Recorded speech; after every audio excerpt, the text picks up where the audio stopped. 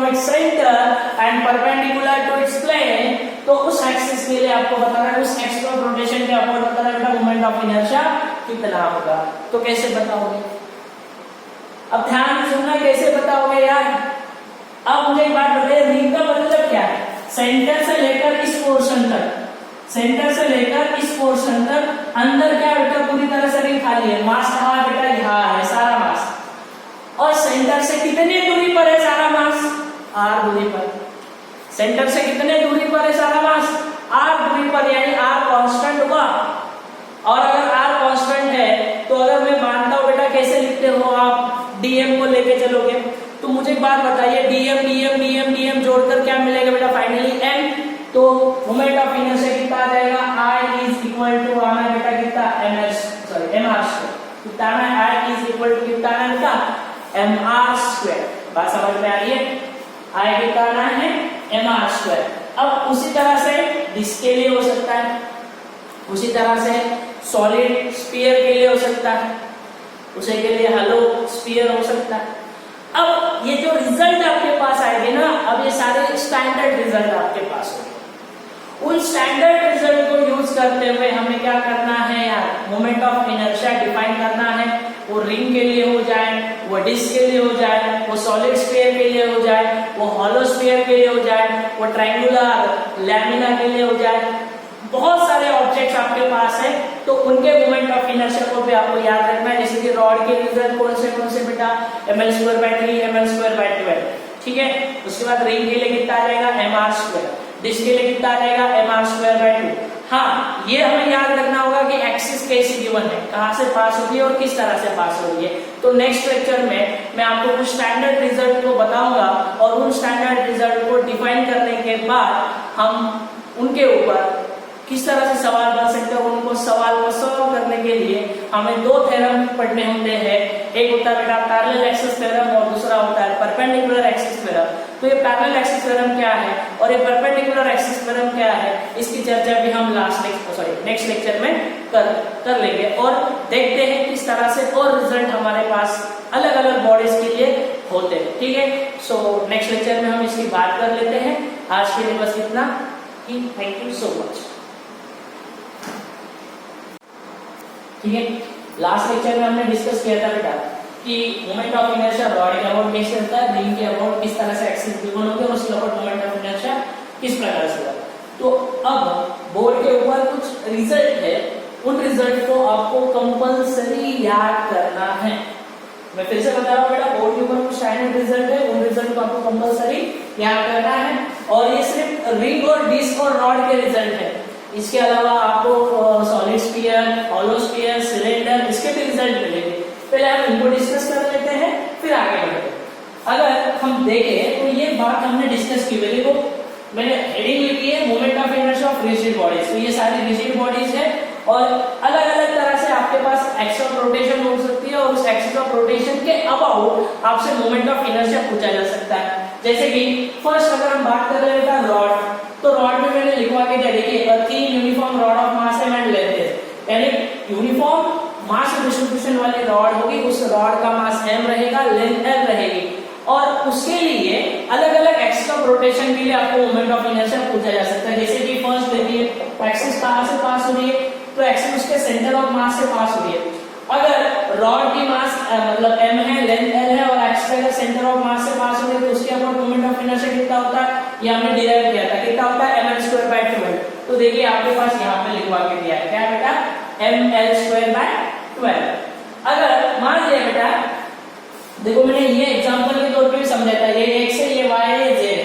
तो अगर आप देखो तो ये सेंटर ऑफ मास है, तो देखो ध्यान से, तो x के लिए देखो कितना मोमेंट ऑफ इनर्शिया आएगा 0, y के लिए कितना आ जाएगा और z के लिए कितना आ जाएगा बेटा ml²/12। इसके एग्जांपल में हमने डिस्कस किए हुए, तो आई होप सो आपको ये क्लियर होगा। फिर मैंने बोला कि अगर मान लेते बेटा कि एक्सिस जो है वो एक्सिस सेंटर से पास ना होते हुए किसी एक एंड से पास होती है। एक्सिस जो है बेटा वो सेंटर से पास ना होते हुए किसी एक एंड से पास हो रही है और इस एक्सिस के अबाउट आपको पूछा जाता है मोमेंट ऑफ इनर्शिया कितना होगा बताना है। तो आप कैसे बताओगे, तो आप देखोगे कि मोमेंट ऑफ इनर्शिया जो आएगा बेटा कितना होता है ml²/3। कितना होगा वो ml²/3 के बराबर। चलो ये तो रॉड की दो केसेस है बस। फिर हमने बात कर ली थी बेटा रिंग की, इसकी बात कर ली थी रिंग। तो रिंग में हमने देखा था कि अगर रिंग आपके पास गिवन है और रिंग का मास m है, रेडियस r है और एक्सिस सेंटर से पास होती है और रिंग का जो प्लेन है बेटा उस प्लेन से अगर परपेंडिकुलर होती है तो उसके अबाउट मोमेंट ऑफ इनर्शिया कितना होता है बेटा mr²। कितना होता है बेटा वो mr²। तो मैंने यहाँ पे लिखवा के दिया बेटा अ थिन यूनिफॉर्म रिंग और हुक, उसको हुक भी बोला जाएगा। सवाल में अगर हुक आता है इसका मतलब आपको समझना बेटा क्या रहने वाली है रिंग, ठीक है। अ थिन यूनिफॉर्म रिंग और hook of mass m and radius r। तो first N axis passing through the centre of मास, कहां से पास होती है बेटा उससे के सेंटर ऑफ मास से पास हो रही है and perpendicular to its plane. तो मोमेंट ऑफ इनर्शिया आ जाएगा ICM इज इक्वल टू कितना बेटा mr²। और अगर मुझे अबाउट डायमीटर पूछा जाता है, अबाउट डायमीटर का मतलब कैसे आएगा बेटा, अबाउट डायमीटर का मतलब समझते हो, सपोज टू बी ऐसी रिंग रहेगी और ऐसे एक्सिस रहेगा, ऐसी रिंग और ऐसे एक्सिस। तो अबाउट डायमीटर तो क्या आना बेटा mr²/2 या हाफ mr² बोल लो। तो ये आना है बेटा। तो जैसे मैंने बताया यहाँ पे x एक्सिस है, यहाँ पे y और यहाँ पे z बना दिया। तो Ix और Iy ये अबाउट डायमीटर है, Ix और Iy ये अबाउट क्या हुआ बेटा डायमीटर। क्यों? क्योंकि x और y कैसे रहेंगे, देखो अगर मैं ऐसे मान लेता हूँ बेटा ये x है ये y है तो z ऐसे रहेगा ना, तो ये अबाउट डायमीटर हुए, ठीक है। ये देखो ये बाहर की तरफ आ रहा है तो इसके अबाउट कितना आ जाएगा half mr² which is equal to किसके बराबर है, देखो सॉरी यहाँ पे अबाउट डायमीटर की बात करें तो यहाँ पे x और y है तो अबाउट डायमीटर कितना आ जाएगा हाफ mr²। तो x और y किसके बराबर आएगा बेटा हाफ mr² और Iz किसके बराबर आएगा mr², क्योंकि ये ऐसे रहने वाले और ये ऐसे। तो ये एक्सिस कैसे रहेगी बेटा passing through centre and perpendicular to its plane, और ये कैसे रहेगा बेटा अबाउट इट्स डायमीटर। तो कितना आ जाएगा बेटा अबाउट इट्स डायमीटर हो जाएगा बेटा हाफ mr² और x और y के अबाउट कितना आएगा बेटा हाफ mr² और z के अबाउट कितना आ जाएगा बेटा mr²। तो ये आपको याद रखना है, अगर आपके पास रिंग है और अगर एक्सिस जो है बेटा वो कहां से पास हो रही है सेंटर से पास हो रही है और जो प्लेन है बेटा उससे अगर परपेंडिकुलर है तो mr², अबाउट डायमीटर की बात कर लेंगे तो हाफ mr²। नेक्स्ट जो रिजल्ट आपके पास है बेटा वो नेक्स्ट रिजल्ट किसके लिए डिस्क के लिए। तो डिस्क के लिए अगर मैं ऐसे मान लेता हूं कि कोई डिस्क है उसका मास m है, रेडियस r है और एक्सिस अगर सेंटर ऑफ मास से पास हो रही है और परपेंडिकुलर है बेटा उससे प्लेन से, तो परपेंडिकुलर अगर प्लेन से है और आपको अगर उसके अबाउट मोमेंट ऑफ इनर्शिया पूछा जाता है तो आपको पता है कितना आना बेटा वो आ जाएगा mr²/2, ठीक है, यानी हाफ mr² बोल लो। तो मैंने यही बताया बेटा कि a thin uniform disc of mass m and radius r, first case हमने डिस्कस किए हुए an axis passing through the centre of mass and perpendicular to the plane. क्या बताया हुआ an axis passing through the centre of mass and perpendicular to the plane. तो ये रहा बेटा इसका centre of mass passing through centre of mass and perpendicular to its plane, result आ जाएगा बेटा हाफ mr²। अगर मैं डायमीटर अबाउट डायमीटर की बात कर लेता हूं बेटा तो डिस्क के लिए आ जाएगा बेटा mr²/4, डिस्क के लिए कितना आ रहा है बेटा mr²/4। तो कुल मिला के ये तीन रिजल्ट अब तक हमने डिस्कस किए हुए, इन तीनों के बारे में ऑलरेडी मैं आपसे बात कर चुका हूं। तो अगर हम इन तीनों के अलावा अगर बात कर लेते हैं तो आगे किस तरह के रिजल्ट रहेंगे देखते हैं, इसको नोट डाउन कर लेना जल्दी से। डिस्क लास्ट लेक्चर हमने डिस्क के बारे में बात कर ली, मतलब लास्ट पोर्शन की। अगर मैं ऐसे मान लेता हूं बेटा कि चलो और कोई आपके पास रिजिड बॉडीज है, जैसे कि आपने रॉड देखा, उसके बाद रिंग देखी, डिस्क देखी, तो उसके बाद अगर हम बात कर लेते हैं जैसे कि यहाँ पे मैंने 4th नंबर का रिजल्ट बनाया हुआ है uniform cylinder of mass m and radius r and length l। ये एक यूनिफॉर्म सिलेंडर है जिसका मास m है, रेडियस कैपिटल R है और लेंथ कितनी बोली बेटा l बोली। अगर इस तरह से आपके पास एक सिलेंडर है और आपको बोला जाता है अबाउट ज्योमेट्रिकल एक्सिस, ठीक है, क्या बोला जाता है अबाउट, फर्स्ट उसमें रिजल्ट बनाया हुआ है अबाउट द ज्योमेट्रिकल एक्सिस।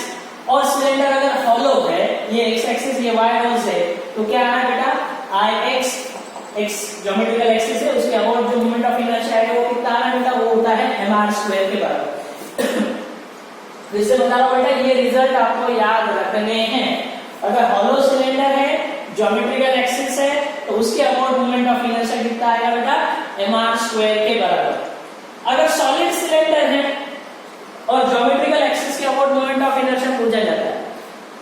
अगर सॉलिड सिलेंडर है और ज्योमेट्रिकल एक्सिस के अबाउट मोमेंट ऑफ इनर्शिया पूछा जाता है तो क्या आ जाएगा बेटा, हाफ mr²। हेलो के लिए mr², सॉलिड के लिए हाफ mr²। ठीक है। अगर सेकंड सिलेंडर अगर है और बोला जाता है an axis passing through the center of mass, कहां से पास होगा बेटा, सेंटर ऑफ मास से पास हो रहा है, and perpendicular to the length, an axis passing through the center of mass and perpendicular to the length, तो क्या आ जाएगा हॉलो के लिए रिजल्ट, तो हॉलो के लिए रिजल्ट आ जाएगा बेटा m in bracket l² plus r²/2। ठीक है, याद रखना। अगर सॉलिड सिलेंडर है और एक्सिस सेंटर ऑफ मास से पास हो रही है और लेंथ से परपेंडिकुलर है, तो उस केस में जो रिजल्ट आएगा बेटा वो आ जाएगा I is equal to m in bracket l² as it is और प्लस r²/4 के बराबर। ऊपर के लिए कितना बेटा, m in bracket l² plus r²/2, और अगर सॉलिड हुआ तो m in bracket l² plus r²/4 के बराबर आ जाएगा। फिफ्थ नंबर का जो रिजल्ट है बेटा वो इंपॉर्टेंट है, ज्यादा से ज्यादा सवाल इन्हीं के ऊपर आने की पॉसिबिलिटी होती है, वो यानी स्फीयर। तो क्या है बेटा, a uniform solid sphere of mass m, यानी एक यूनिफॉर्म सॉलिड स्फीयर है जिसका मास m है, रेडियस r है, और एक्सिस के बारे में क्या बोला गया है, N axis passing through centre of मास, और एक्सिस कहां से पास हो रही है बेटा, सेंटर ऑफ मास से पास हो रही है। तो उस केस के अंदर मोमेंट ऑफ इनर्शिया जो आएगा बेटा वो आएगा बेटा 2/5 mr²। कौन सा होना चाहिए, सॉलिड स्फीयर। सवाल जो है बेटा सिंपल, अगर मैं ऐसी बात कर लेता हूं सवाल के अंदर अगर स्फीयर है, अगर सवाल के अंदर स्फीयर गिवन है तो कंसीडर करना होता है कौन सा स्फीयर, सॉलिड स्फीयर। अगर हॉलो होता है बेटा तो लिखवा के आता है क्लियरली कि हॉलो सिलेंडर है, और सिंपली अगर स्फीयर है तो समझ लेना बेटा अंडरस्टूड कर, मतलब ये अंडरस्टूड होता है कि जो स्फीयर की बात कर रहे हैं बेटा कौन सी स्फीयर की बात है, सॉलिड स्फीयर की। अब 6 नंबर का जो रिजल्ट है वो क्या बता रहा है, थ्री यूनिफॉर्म स्फेरिकल शेप और हॉलो स्फीयर। सॉलिड के लिए हमने बात कर ली बेटा कितना आया था 2/5 mr², और हॉलो के लिए अगर हम बात कर लेते हैं तो वहां पे आ जाएगा बेटा कितना 2/3 mr²। फिर से बता रहा हूं, सॉलिड के लिए कितना लिखना है 2/5 mr², और हॉलो के लिए कितना आ जाएगा बेटा 2/3 mr²। नेक्स्ट जो है बेटा उसमें हमने एक रेक्टेंगुलर प्लेट कंसीडर की थी। ठीक है, एक रेक्टेंगुलर प्लेट है, a thin uniform rectangular plate of mass है, इसका मास कितना है m, इसकी लेंथ l है, ब्रेड्थ भी बताई हुई है, तो I x एक्सिस के अबाउट अगर आपसे मोमेंट ऑफ इनर्शिया पूछा जाता है तो हो जाएगा mv²/12, और अगर y एक्सिस के अबाउट मोमेंट ऑफ इनर्शिया पूछा जाता है तो आ रहा है बेटा कितना ml²/12। बात समझ में आ रही है, वो कितना आ रहा है बेटा ml²/12। नेक्स्ट जो रिजल्ट है 8 नंबर का वो है बेटा थीन स्क्वायर प्लेट, ये रेक्टेंगुलर है और ये कौन से बेटा स्क्वायर, और thin square plate of mass m and side है। एक थीन स्क्वायर प्लेट है जिसका मास m है और साइड a है, और अगर उसके लिए मोमेंट ऑफ इनर्शिया पूछा जाता है तो मोमेंट ऑफ इनर्शिया होगा बेटा कितना ma²/12 के बराबर। कितना होगा ma²/12 के बराबर। सो आज के लेक्चर में हमने कुल मिला के 8 रिजल्ट देखे हुए हैं, और इसके अलावा लगभग 3 से 4 रिजल्ट और रहेंगे। सो आने वाले लेक्चर में हम डिस्कस करेंगे बेटा वो बचे हुए 3-4 रिजल्ट, और 2 इंपॉर्टेंट थ्योरम, एक रहेगा बेटा पैरेलल एक्सिस थ्योरम और दूसरा रहेगा perpendicular axis theorem. Parallel axis theorem और परपेंडिकुलर एक्सिस थ्योरम बोर्ड के एग्जाम के पॉइंट ऑफ व्यू से भी इंपॉर्टेंट है और कॉम्पिटिटिव के हिसाब से भी इंपॉर्टेंट है। तो उन रिजल्ट को पढ़ने के बाद और उन थ्योरम्स को पढ़ने के बाद फिर हम देखेंगे कि इनके ऊपर सवाल किस तरह से बन सकते हैं और पॉसिबिलिटी क्या हो सकती है एज पर कॉम्पिटिटिव एग्जाम सवाल की। ठीक है, उसकी चर्चा आने वाले लेक्चर में हम कर लेंगे। ठीक है, रुक जाते हैं। Thank you so much.